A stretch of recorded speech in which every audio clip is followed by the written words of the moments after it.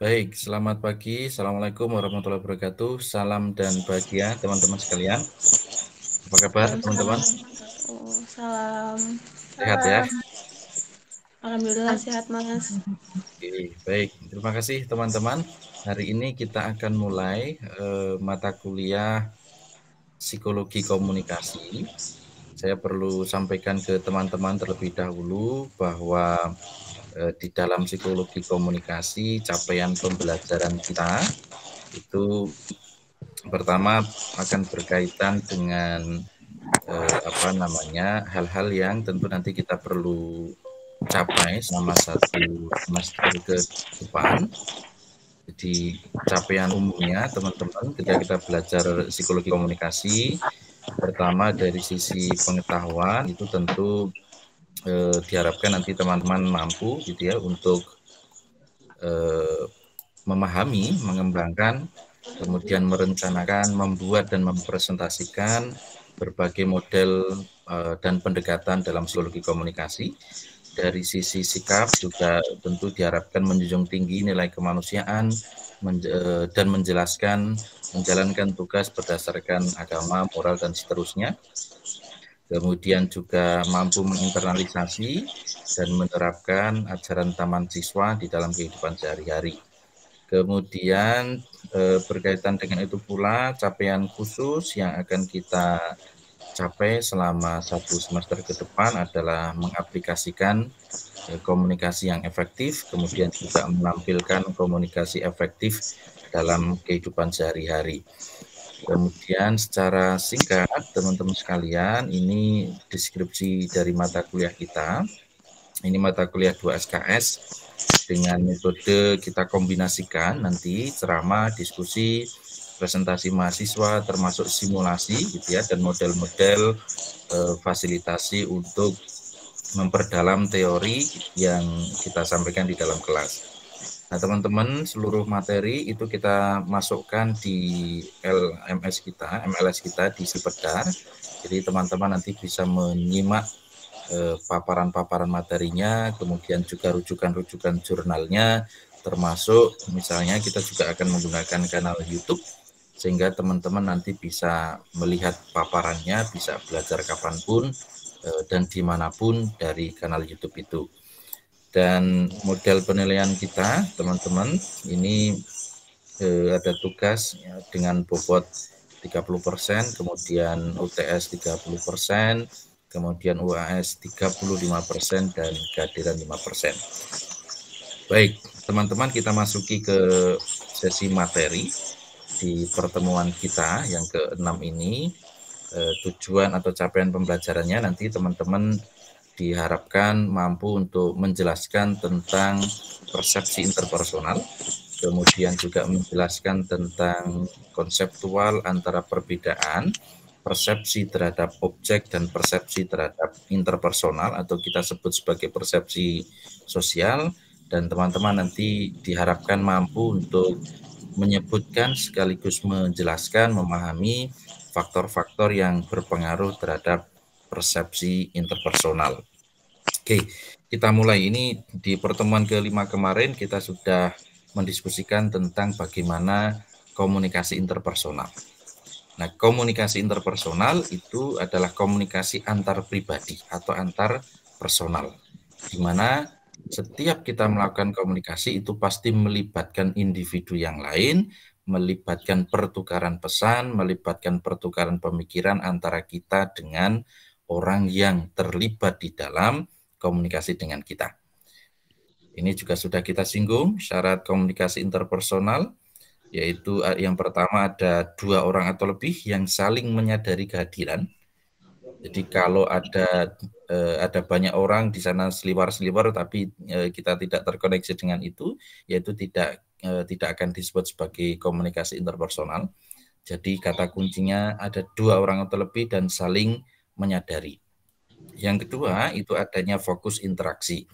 Jadi 2 orang itu kemudian fokus pada interaksi dan saling berkomunikasi satu dengan yang lain. Yang ketiga itu adanya pertukaran pesan. Jadi komunikasi interpersonal itu mensyaratkan adanya pertukaran pesan, Yang keempat, pesannya itu bisa dalam bentuk verbal maupun pesan non-verbal. Yang kelima itu relatif tidak terstruktur gitu ya, biasanya ngobrol, diskusi, dan seterusnya. Nah, ini kalau kita cermati, ini bagian dari komunikasi interpersonal, ada komunikannya, ada komunikatornya, ada pesan yang disampaikan, tapi juga ada feedback dan forwardnya. Di luar itu ada konteks-konteks gitu ya.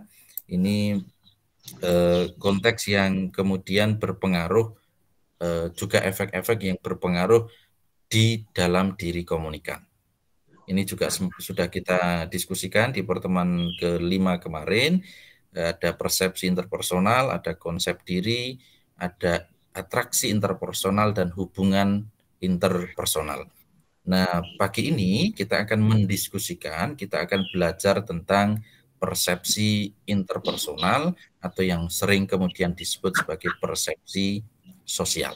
Oke, kita akan mulai. Saya ingin sebelum kita mulai, teman-teman, saya ingin teman-teman menjawab gitu ya, atau mengungkapkan kira-kira di dalam persepsi sosial yang teman-teman pahami itu tentang apa. Saya akan bagikan satu link gitu di channel chatnya. Teman-teman silahkan mengisi. Ada satu pertanyaan di situ. Teman-teman silahkan mengisi. Pertanyaannya adalah apa yang teman-teman ketahui tentang persepsi sosial. Silahkan diketik, teman-teman. Silahkan diisi.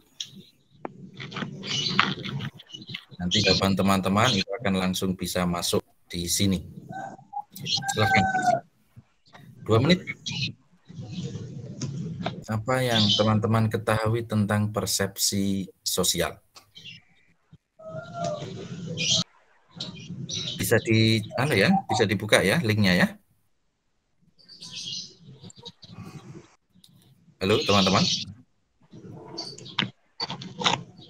Iya Mas. Bisa Mas. Bisa, silakan diisi, silakan. Nanti begitu teman-teman ngisi akan langsung masuk ke ke halaman ini. Oke, muncul tentang gambaran penilaian tinggal, kemudian proses, cara mengenal seseorang yang kita simpulkan, apalagi silahkan. Baru 4 orang. Oke. Nah, kalau dicermati dari jawaban teman-teman ini, agaknya memang hampir tidak ada jawaban yang sama, gitu ya. Tidak ada jawaban yang sama karena besar kecilnya tulisan ini masih sangat masih sama. Artinya belum ada satu jawaban yang betul-betul sama, betul-betul mencerminkan tentang apa persepsi sosial secara kental gitu ya.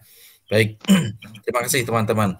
Ketika pertanyaannya adalah tentang apa yang Anda ketahui tentang persepsi sosial, ada yang menjawab soal keyakinan, ada yang menjawab soal milenial, ada yang menjawab apa yang kita simpulkan, menganalisis, evaluasi, pemikiran, dan seterusnya. Baik, terima kasih. Ini respon yang menarik terkait dengan pendapat teman-teman atau yang teman-teman ketahui tentang persepsi sosial. Saya akan mulai dengan menjelaskan tentang apa itu persepsi interpersonal. Oke. Nah, teman-teman sekalian, persepsi interpersonal ini kalau kita cermati nanti kita akan membandingkan 2 hal ini. Yang pertama, saya ingin teman-teman selain tadi memaparkan tentang pendapat teman-teman tentang persepsi interpersonal, saya akan tanya lagi ke teman-teman, kira-kira menurut teman-teman, perbedaan antara objek yang satu ini papan tulis, dengan manusia, apa menurut teman-teman? Bedanya apa antara papan tulis dan manusia? Saya ingin Nela. Nela dulu siapa? Ayo Nel. Papan tulis Benda non hidup, manusia hidup. Oke, papan tulis benda tidak hidup atau benda mati, manusia hidup. Yang lain? Ada, Evi? Apa? Tadi yang mau menyampaikan siapa? Silakan. Sally, Mas. Sally, silakan Sally. Papan tulis itu objek, kalau manusia itu subjek. Papan tulis itu objek, kalau manusia itu subjek. Oke, ada lagi? Siapa? Oke, kita lihat perbedaannya ya, gitu. Ini nanti akan berkaitan dengan apa yang kita bahas tentang persepsi sosial. Kalau papan tulis itu kan mau kita ketok-ketok gitu ya. Teman-teman pukul-pukul papan tulis ini ya dia apa namanya tidak akan memberi respon. Sementara orang ini kalau Anda ketuk-ketuk gitu, Anda apa namanya ciwel gitu ya, itu pasti dia akan membalas, memberikan respon. Nah, ini yang nanti memberi gambaran kita tentang perbedaan antara persepsi terhadap objek benda mati dengan persepsi terhadap orang atau kita sebut sebagai persepsi sosial. Kita lihat apa itu persepsi sosial. Teman-teman, ini menurut Pak Jalaluddin Rahmat di tahun 2007 yang kemudian juga dia rumuskan kembali di dalam buku terbarunya di tahun 2015. Dia mengatakan bahwa persepsi sosial adalah satu proses membuat penilaian. Jadi teman-teman ada mengatakan membuat penilaian, mengevaluasi, itu ada di dalamnya kata kuncinya, atau membangun kesan atau impression mengenai berbagai macam hal yang terdapat dalam lapangan penginderaan. Lapangan penginderaan itu ya alat indera kita, mata, telinga, hidung gitu ya, pembauan, dan seterusnya. Jadi persepsi sosial sekali lagi adalah proses kita memberikan penilaian, memberikan judgement kepada orang lain, atau proses kita membangun kesan atau impresi terkait dengan berbagai macam hal yang kita temukan melalui panca indera. Nah, penilaian ini atau pembentukan kesan inilah yang memberikan makna dalam kehidupan kita sehari-hari. Jadi di beberapa pertemuan yang lalu kita sudah sempat singgung bahwa begitu stimulus itu masuk ke dalam panca indera kita belum memberi makna apapun. Begitu itu masuk di wilayah sistem jaringan di otak kita yang kemudian memberi makna, itu kemudian kita sebut sebagai persepsi. Jadi penilaian atau pembentukan kesan ini adalah upaya untuk memberi makna pada hal-hal yang kita temui. Apa hal-hal yang kita temui? Ya berbagai macam hal yang kita temukan, kita alami melalui panca indera kita. Itu gambaran terkait dengan apa yang disebut sebagai persepsi sosial. Ini perbedaan antara persepsi sosial dengan persepsi interpersonal atau persepsi terhadap subjek. Teman-teman bisa bayangkan misalnya persepsi terhadap objek itu yang tadi papan tulis tadi. Persepsi sosial itu ketika kita bertemu dengan manusia atau bertemu dengan orang lain. Kita lihat perbedaannya. Persepsi terhadap objek, yang pertama stimulus yang ditangkap alat indera itu merupakan benda-benda fisik. Tadi teman-teman mengatakan benda mati gitu ya, benda fisik. Tetapi persepsi interpersonal atau persepsi sosial itu stimuli yang disampaikan melalui lambang-lambang, baik verbal, grafis, yang disampaikan oleh orang di sekitar kita atau pihak atau komunikan yang berelasi dengan kita dalam proses komunikasi. Yang kedua, benda itu atau objek itu tidak memiliki sifat batiniah, gitu ya. Dia tidak memiliki sifat batiniah. Jadi kalau tadi kita ketok gitu, kita sentil gitu ya, dia nggak akan merasakan apa-apa. Tapi kalau dalam persepsi sosial ini mencoba memahami motif dari satu tindakan. Kenapa dia tersenyum ketika mendapatkan informasi ini, itu tentu kita bisa memahami itu. Motifnya apa? ketika dia tersenyum itu karena apa? Atau ketika dia marah mendapati informasi yang kita berikan itu motifnya bagaimana? Jadi di dalam persepsi sosial pasti melihat atau meneliti sifat batiniahnya. Yang ketiga, persepsi terhadap objek itu objek tidak bereaksi pada manusia dan kita pun tidak memberikan reaksi emosionalnya, gitu ya. Tadi saya contohkan lagi-lagi, kalau papan tulis itu kita ketok-ketok gitu, ya dia nggak akan memberikan reaksi, kan begitu. Kita pun kemudian juga tidak akan memberikan reaksi secara emosional. Tetapi kalau persepsi terhadap interpersonal atau persepsi sosial, ada proses saling mempengaruhi secara emosional. Apa yang kita berikan informasi, percakapan kita dengan lawan komunikasi kita, itu pasti akan mempengaruhi sisi emosionalnya. Kenapa kalau orang curhat kemudian sangat tekun gitu ya, sangat intens gitu, karena juga melibatkan hal-hal yang sifatnya emosional. Yang keempat, terakhir, perbedaan dari persepsi terhadap objek dan persepsi interpersonal. Objek itu relatif tetap. Papan tulis itu bentuknya ya begitu-begitu saja. Dari 10 tahun yang lalu, 5 tahun yang lalu, 2 hari yang lalu, hari ini, sampai kemudian mungkin 10 tahun lagi misalnya, kita mempersepsi papan tulis itu ya begitu. Kan gitu. Ada yang bentuknya hitam, ada yang warnanya hitam, ada yang merah putih, dan seterusnya. Tetapi manusia itu selalu berubah-ubah. Nilai yang hari ini itu berbeda dengan nilai yang kemarin. Berbeda dengan nilai yang akan 10 tahun lagi. Evi hari ini itu berbeda dengan Evi ketika masih SMA, dan Evi yang nanti menjadi nenek-nenek misalnya. Jadi itu ada perbedaan. Ini yang kemudian membedakan persepsi terhadap objek dan persepsi sosial atau persepsi interpersonal. Lalu apa fungsi dari persepsi sosial? Yang pertama, persepsi itu membantu kita untuk tahu dan mengerti hal-hal yang kita hadapi. Sekali lagi, persepsi sosial itu membantu kita untuk tahu dan mengerti hal-hal yang kita hadapi. Jadi kalau kita sedang bicara dengan ibu kita misalnya, pengen minta uang saku tambahan misalnya, kita harus baca dulu, ini kira-kira moodnya ibu lagi baik atau tidak. Kalau moodnya ibu baik, kemungkinan minta uang tambahannya bisa dikasih. Kalau tidak, melihat raut mukanya ibu misalnya sedang kesel gitu, ya jangan minta uang tambahan, pasti akan tidak dikasih misalnya gitu.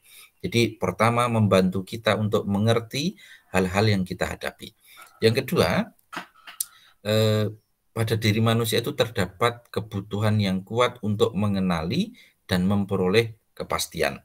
Sehingga persepsi itu membuat kita siaga terhadap hal-hal yang bisa jadi terjadi pada diri kita. Persepsi sosial itu membuat kita waspada, membuat kita siaga, berjaga terhadap segala kemungkinan-kemungkinan yang akan kita alami. Itu yang kedua. Yang ketiga, teman-teman, persepsi itu bisa digunakan untuk meramalkan atau mendeskripsikan sikap dan perilaku orang lain dengan siapa kita berinteraksi, agar interaksi itu berjalan dengan lancar. Tadi saya contohkan, ini kalau wajahnya lagi riang gembira, maka komunikasinya pasti akan lebih baik.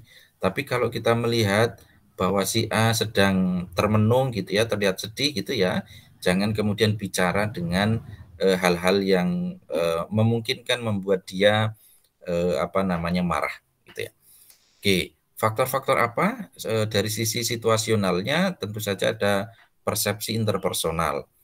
Nah, ada faktor-faktor yang sifatnya situasional. Yang pertama berkaitan dengan deskripsi verbal. Ini berkait dengan bagaimana cara orang menyampaikan berita tentang orang lain, itu akan mempengaruhi persepsi kita tentang orang itu. Jadi verbal kita yang kita sampaikan itu pasti akan berpengaruh. Yang kedua ada faktor situasional berkaitan dengan primacy effect. Jadi kata yang disebutkan pertama itu akan mengarah penilaian selanjutnya. Jadi kalau misalnya saya sebut, Sally ini orangnya baik, orangnya rajin, orangnya sangat ramah. Kata baik itu akan lebih dikenal gitu ya, ketimbang misalnya kemudian saya mengatakan tapi malas, misalnya gitu ya. Tapi kata baik itu kemudian akan lebih mengena. Sehingga kata pertama itu kemudian mengarahkan pada penilaian selanjutnya. Yang ketiga itu ada prosemik, ini penggunaan jarak untuk penyampaian pesan. Jarak itu tentu menentukan keakraban kita. Jarak dalam artian fisik, tempat duduk misalnya, tapi juga jarak dalam artian kedekatan emosional. Dan ini tentu berpengaruh terhadap bagaimana kita membangun keakraban, sifat orang lain ke kita, cara kita mengatur ruangan dan seterusnya, itu membangun persepsi kita terhadap orang lain. Kemudian ada petunjuk kinesik. Petunjuk kinesik ini gerakan tubuh, ini menjadi sangat penting. Itu kenapa di dalam komunikasi kita dengan orang lain, bukan hanya kata-kata kita yang kita berikan, tetapi bahasa tubuh kita itu lebih lebih bisa dipercaya ketimbang kemudian apa yang kita sampaikan. Misalnya, kalau saya mengatakan, Evi, kamu baik-baik saja, dia mengatakan iya, tapi dia merasa menunjukkan gerakan tubuh yang sangat sakit misalnya, maka petunjuk kinesik itu membantu untuk memberikan informasi yang lebih akurat. Kemudian petunjuk wajah ini untuk mengungkapkan emosi seseorang maupun individu yang sensitif terhadap gestur wajah kita. Jadi ada petunjuk wajah, ada petunjuk kinesik, dan seterusnya. Ini ekspresi yang kalau kita temukan di sosial media, ada sedih, senang, terbahak-bahak, dan seterusnya. Dan ini biasanya kita pakai di WhatsApp gitu ya, kita pakai di pertukaran pesan. Tapi ada juga yang disebut sebagai petunjuk paralinguistik. Ini cara bagaimana kita mengucapkan lambang-lambang verbal, misalnya soal tinggi rendahnya suara kita, volume suara kita, kemudian tempo dan gaya dialek kita, itu adalah petunjuk paralinguistik. Tapi juga ada petunjuk arti faktual, ini berkaitan dengan penampilan.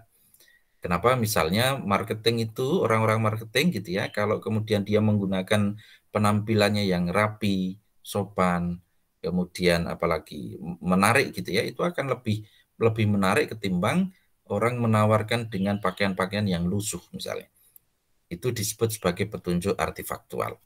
Itu teman-teman, faktor-faktor yang lain, ada faktor-faktor yang sifatnya personal. Kalau tadi situasional, ini ada faktor personal.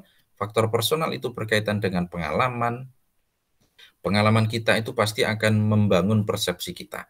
Pengalaman berkawan dengan teman yang baik misalnya gitu ya, itu pasti akan membangun penilaian kita terhadap teman itu. Jadi pengalaman kita di masa lalu itu akan memberi penilaian kita terhadap sesuatu yang sedang kita persepsi. Faktor yang kedua berkaitan dengan motivasi, kemudian keinginan kita untuk melakukan sesuatu, pasti tujuan-tujuan itu juga akan berpengaruh terhadap persepsi kita. Kalau kita misalnya ingin mendapatkan nilai bagus, kemudian itu kan motivasi ya, nilai bagus.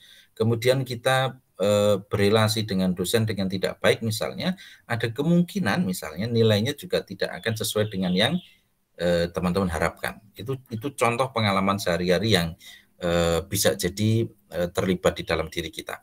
Kemudian kepribadian ini akan berkaitan dengan proyeksi, internalisasi pengalaman subjektif kita secara tidak sadar, tetapi juga persepsi sosial selain dipengaruhi atau mempengaruhi komunikasi interpersonal kita, itu juga mempengaruhi hubungan interpersonal kita. Jadi persepsi sosial kita itu mempengaruhi komunikasi interpersonal kita, juga mempengaruhi hubungan interpersonal kita. Saya kira itu teman-teman sekalian pembelajaran gitu ya, materi yang kita sampaikan pada pertemuan kita hari ini. Ada pertanyaan dari teman-teman? Silakan. Ada pertanyaan? Sally, Novia, ada pertanyaan? Silakan. Materi ini teman-teman nanti juga bisa Anda simak ulang di kanal YouTube begitu ya, sehingga teman-teman bisa mencermati lagi, memahami lagi apa yang belum teman-teman pahami. Silahkan. Pertanyaan? Saya tunggu. Sally ada? Atau Novia? Mas. Silahkan Sally. Mas, berarti kalau kita lagi kumpul sama teman gitu, kalau kita cuma kayak mengangkat alis atau cuma sujud gitu, termasuk interpersonal ya, Mas? Ya, jadi seluruh gerak wajah kita, seluruh bentuk paralinguistik kita itu menjadi bagian dari komunikasi interpersonal kita. Itu kenapa kemudian tatap muka sejauh ini menjadi bagian dari komunikasi yang efektif dibandingkan misalnya dengan pesan teks dan seterusnya. Jadi gerakan alis, picingan mata, senyuman, gitu ya, raut wajah itu bagian dari komunikasi yang sifatnya non-verbal. Dan itu biasanya menjadi penting untuk dibaca. Gitu ya. Bisa menjawab, Sally? Bisa, Mas. Sudah Oke. paham, makasih. Oke, ada lagi teman-teman? Silakan. Masih ada pertanyaan? Siapa? Novia, ada pertanyaan? Nela? Mas mau tanya. Oke, Nela silakan. Kalau persepsi sosial personal tadi kan kita kayak menilai ke orang lain bahwa orang lain tuh situasinya seperti apa. Sebenarnya itu bisa diterapkan pada diri sendiri nggak sih, Mas? Oke, baik. Apakah itu kemudian bisa diterapkan pada diri sendiri? Jadi di dalam konteks komunikasi kan kita membaca orang lain, gitu ya. Di saat yang sama orang lain membaca diri kita, kan begitu. Nah, dalam hal ini yang selalu saya sampaikan di pertemuan-pertemuan awal, sesungguhnya belajar psikologi itu sesungguhnya belajar tentang diri kita. Kenapa kemudian bagaimana suasana hati kita, bagaimana suasana lingkungan kita, itu akan berpengaruh terhadap bagaimana cara kita memberikan informasi kepada orang lain. Jadi hal-hal semacam itu tentu akan juga berpengaruh, juga akan berguna pada diri kita untuk melakukan penilaian terhadap diri sendiri. Nanti teman-teman bisa cek lagi pada bagaimana pembentukan konsep diri ya. Itu di beberapa pertemuan awal nanti bisa teman-teman cek. Gitu ya Nela ya, bisa menjawab ya Nela? Iya, sama. Terima kasih. Baik, ada lagi?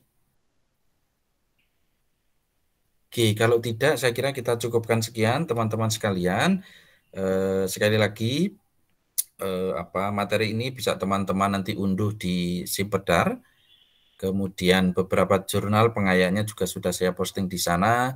Penjelasannya bisa saya posting di YouTube, nanti kapanpun teman-teman bisa mencermatinya ulang dimanapun dan kapanpun, dan teman-teman bisa mengajukan pertanyaan di luar sesi kita semacam ini, baik melalui WhatsApp group maupun melalui komentar di kanal YouTube.